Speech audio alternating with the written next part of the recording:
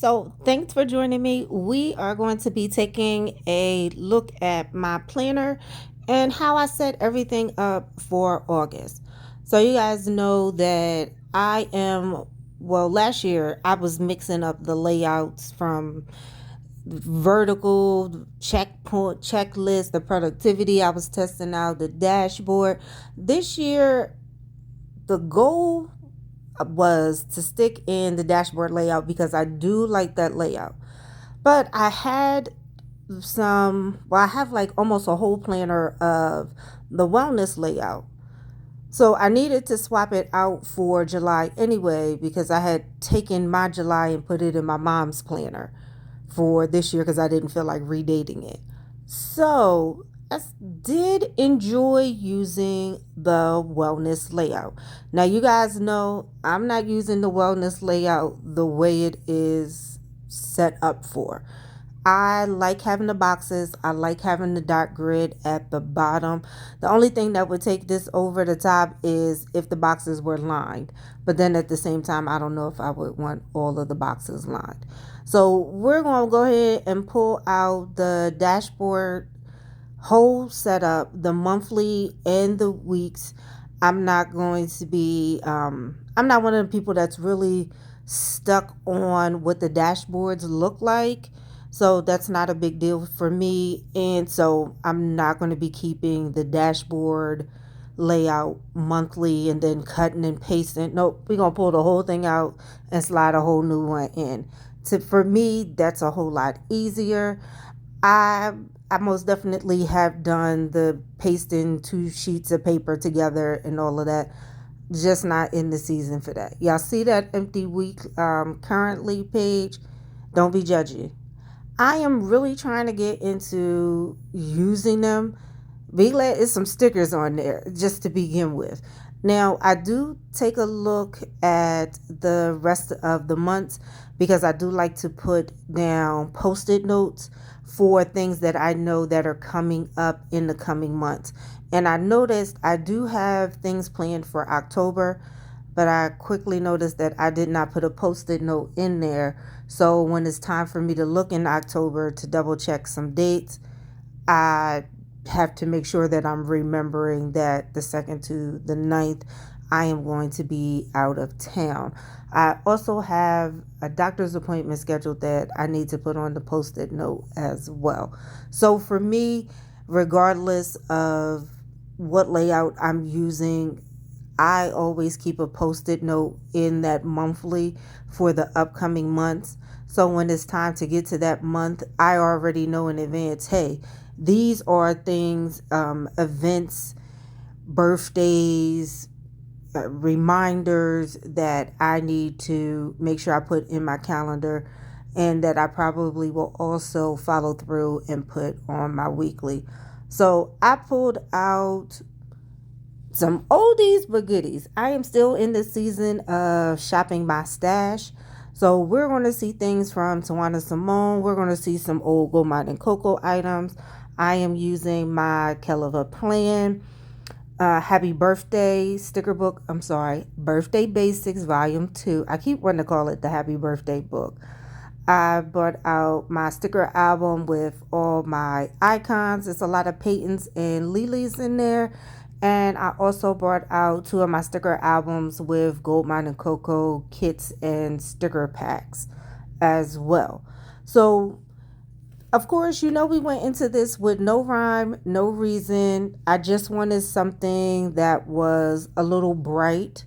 I was thinking it's somebody in those pastel colors. So I do have 5 birthdays this month. So I'm going to stop running my mouth and we're going to speed up the video for a bit and then we'll come back and chit chat.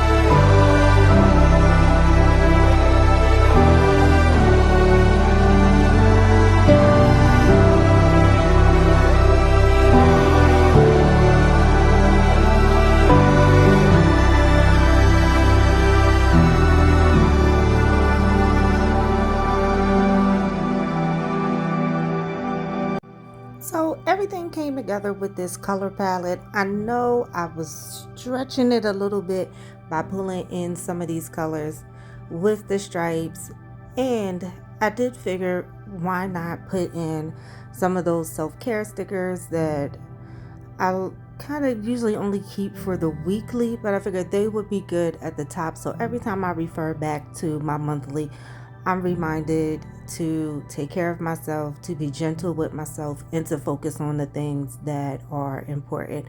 Now, I did make that checklist to the side for the birthdays for this month, but I'm going to go back and write them in. Make sure you check out my whole monthly setup and some of these other videos. Make sure you love up on yourself. Peace and blessings.